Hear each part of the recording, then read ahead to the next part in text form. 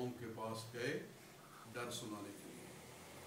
قالوا کہنے لگے یا قومنا اے ہماری قوم انا سمعنا کتابا ہم نے ایک عظیم الشان کتاب سنی ہے انزل من بعد موسیٰ جو حضرت موسیٰ علیہ السلام کے بعد نازل فرمائی گئی ہے مصدقا لما بین یدیہ جو اپنے سے پہلی کتابوں کی تصدیق کرتی ہے یہدی الی الحق اور راہ حق کی طرف رہنمائی فرماتی ہے وإلی طریق مستقیم اور صراط مستقیم کی طرف چلاتی ہے. یا قومنا اے ہماری قوم اجیبوا داعی اللہ کے پکارنے والے یعنی محمد مصطفیٰ صلی اللہ علیہ وسلم کی بات مانو وآمنوا بہ اور آپ پر ایمان لاؤ یغفر لکم من ذنوبکم تو اللہ تمہارے گناہوں کو بخش دے گا ویجرکم من عذاب علیم اور تمہیں دردناک عذاب سے بچا لے گا. ومن لا یجب داعی اللہ اور جو اللہ کے پکارنے والے کی بات نہیں سنتا فلیس بمعجز فی الارض تو وہ اللہ تعالیٰ کے قابو سے نکلنے والا نہیں ہے.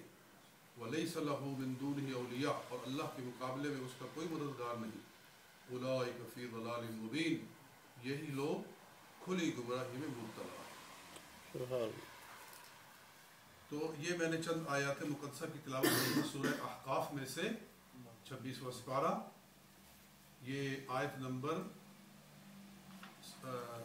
29 30 اور 31 32 یہ 4 آیتوں کی تلاوت ہوئی.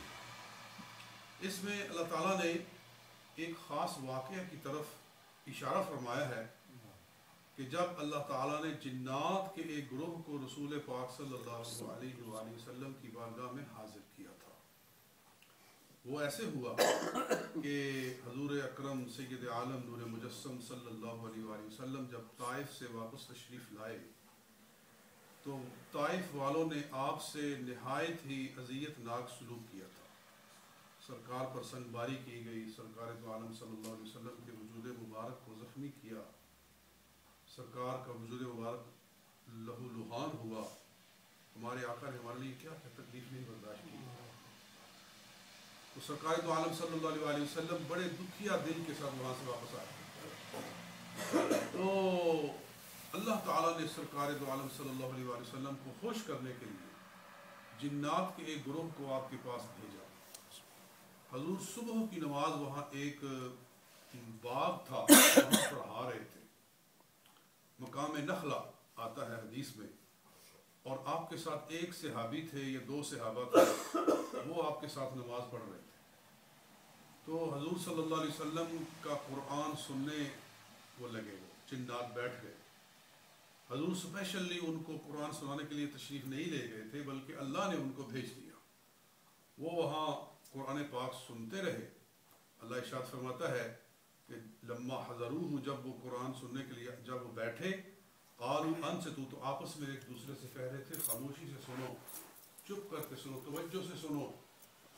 تو جب قرآن پاک مکمل ہوا تو ان کا دل ایمان سے بھر گیا تھا. وہ ایمان سے لبریز ہو گئے تھے, مسلمان ہو گئے تھے, ایمان لے آئے تھے اور اپنی قوم میں واپس گئے. تو ڈر سنانے کے لیے گئے, تبلیغ کرنے کے لیے گئے, رہنمائی کرنے کے لیے گئے, اور پھر اپنی قوم کو جا کر انہوں نے جو تبلیغ کی وہ جنات کی قوم میں سب سے پہلا پیغام قرآن تھا. قرآن پاک کا پہلا پیغام جو جنات میں گیا وہ ان 9 جنات کے ذریعے 9 جنات تھے. انہوں نے جا کر اپنی قوم میں پہلا وعظ کیا جو قرآن کے پیغام کو پھیلانے کے لیے تھا. اللہ کو ایسا پسند آیا کہ اسے قرآن میں حصہ بنایا. یہ قرآن کا حصہ ہے, یہ ایک تبلیغ ہے جو جنات نے اپنی قوم میں کی. اللہ تعالیٰ فرماتا ہے کہ انہوں نے کہا اے ہماری قوم ہم نے ایک کتاب سنی ہے, یعنی قرآن پاک کا ہم نے سنا ہے آواز کہ جو موسیٰ علیہ السلام کے بعد اتاری گئی ہے. ویسے تو یہ سارے رسولوں کے بعد اتاری گئی ہے مگر صرف موسیٰ علیہ السلام کا نام کیوں لیا؟ تو اس لیے کہ اس قرآن کی مشابہت ہے تورات کے ساتھ, کہ تورات بھی ایک شریعت کی کتاب ہے جس میں پورا نظام بیان کیا گیا ہے کہ یہ ناجائز ہے, یہ جائز ہے, یہ حلال ہے, یہ حرام ہے, یہ شوہر کے حقوق ہیں, یہ بیوی کے حقوق ہیں.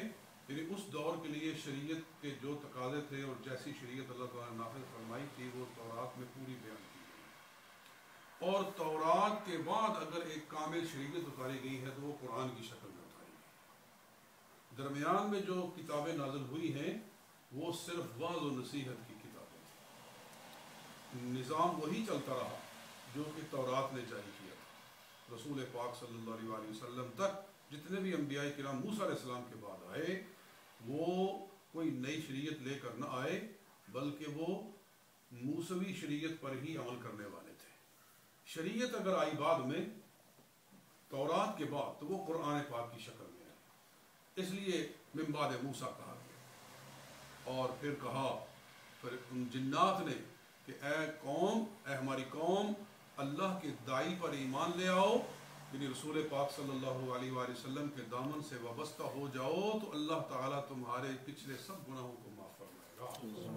کیونکہ جب کوئی آدمی ایمان لے آتا ہے تو اللہ رب العزت اس کے پچھلے سارے گناہوں کو مٹا دیتا ہے، اور حدیث پاک میں ہے الاسلام یہدم ما قبلہ، اسلام اپنے سے پہلے والے سب گناہوں کو ختم کر دیتا ہے۔ جو اسلام لایا وہ ایسے گناہوں سے پاک ہو گیا جیسے آج ماں کے بطن سے اس نے جنم لیا ہے۔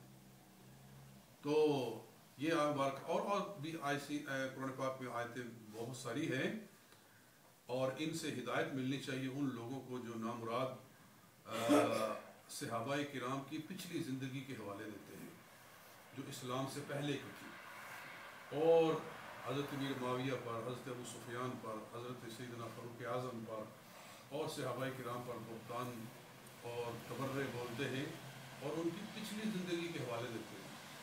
بھائی اگر تم مومن ہو اور قرآن کو پڑھتے ہو تو قرآن کیا فرما رہا ہے کہ ایمان لے آؤ، وہ آمنو بہی، حضور پر ایمان لے آؤ صلی اللہ علیہ وآلہ وسلم، یغفر لکم من ذنوبکم، اللہ تمہارے سب پچھلے گناہوں کو معاف کرنا، ختم کر دے۔ اس کے باوجود اگر تمہیں حیا نہیں آتی اور پچھلی باتوں کو چھیڑتے ہو تو اس کا مطلب یہ ہے کہ تمہارا قرآن پر ایمان ہی نہیں۔ بہرحال ایک تو یہ بات درمیان میں ضمناً آ گئی۔ یہاں یہ بات یاد رکھنی چاہیے کہ حضور صلی اللہ علیہ وسلم کے پاس جنات 3 دفعہ آئے۔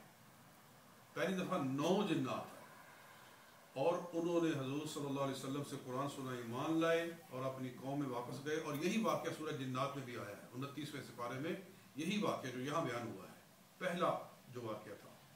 تو انہوں نے واز کیا اپنی قوم میں جا کر، اور اس کی وجہ سے پھر 300 جنات حضور صلی اللہ علیہ وسلم کے پاس آئے اور انہوں نے سرکار سے قرآن سنا، اور پھر وہ ایمان لائے، اور پھر وہ گئے، اور پھر انہوں نے واز نصیحت زیادہ پھیلایا۔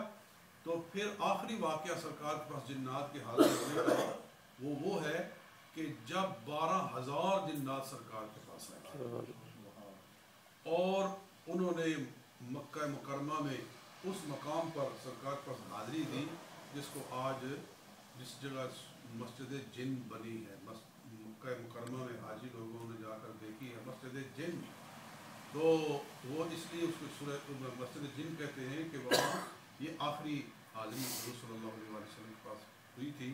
پہلی مرتبہ حضور خود نہیں گئے تھے جنات کو تبلیغ کے لیے، بعد والی دونوں جو واقعات ہیں ان میں حضور صلی اللہ علیہ وسلم اسپیشلی خود تشریف لے گئے۔ آپ کو اللہ تعالیٰ نے فرمایا کہ فلاں جگہ پر جنات آئیں گے اور آپ نے وہاں جانا ہے، وہ نبی صلی اللہ علیہ وسلم وہاں تشریف لے گئے اور آپ کا واز ہوا اور جنات ایمان لائے۔ تو یہاں ایک میں آخر میں یہ بات کہوں کہ 2 چیزیں معلوم ہوتی ہیں آج کے درس سے۔ ایک تو یہ کہ جب قرآن سنا جائے، جب قرآن پڑھا جائے تو اس کو خاموشی سے سننا ضروری ہے۔ دیکھیے یہ پہلا واقعہ ہے، پہلی مرتبہ جنات حضور صلی اللہ علیہ وسلم کے پاس آئے اور پہلی مرتبہ قرآن سن رہے ہیں۔ ان کو یہ ادب معلوم ہو گیا کہ جب حضور صلی اللہ علیہ وسلم نے قرآن سنا تو وہ آپس میں کیا کہہ رہے تھے کہ یہ قرآن ہے، ان سے تو چپ ہو جاؤ، خاموشی سے سنو۔ تو اگر جنات کو یہ بات معلوم ہو گئی پہلی ہی ملاقات میں، تو اگر ہمیں نہ معلوم ہو جو کہ قرآن پاک کو ہمیشہ سے سنتے ہیں، تو پھر یہ ہمارے لیے شرم کا مقام ہے، یعنی ہمیں سمجھنے کا مقام ہے ہمارے لیے۔ ضروری ہے کہ جب قرآن پاک پڑھا جا رہا ہو تو سب لوگ خاموش ہو جائیں اور ادب قرآن کے لیے چپ ہو جائیں. اس لیے فقہ حنفی کے اندر امام کے پیچھے فاتحہ پڑھنے کی اجازت نہیں ہے، امام کے پیچھے قرآن پڑھنے کی اجازت نہیں ہے. جی جب امام قرآن پڑھ رہا ہے تو مقتدیوں پر سننا ضروری ہے.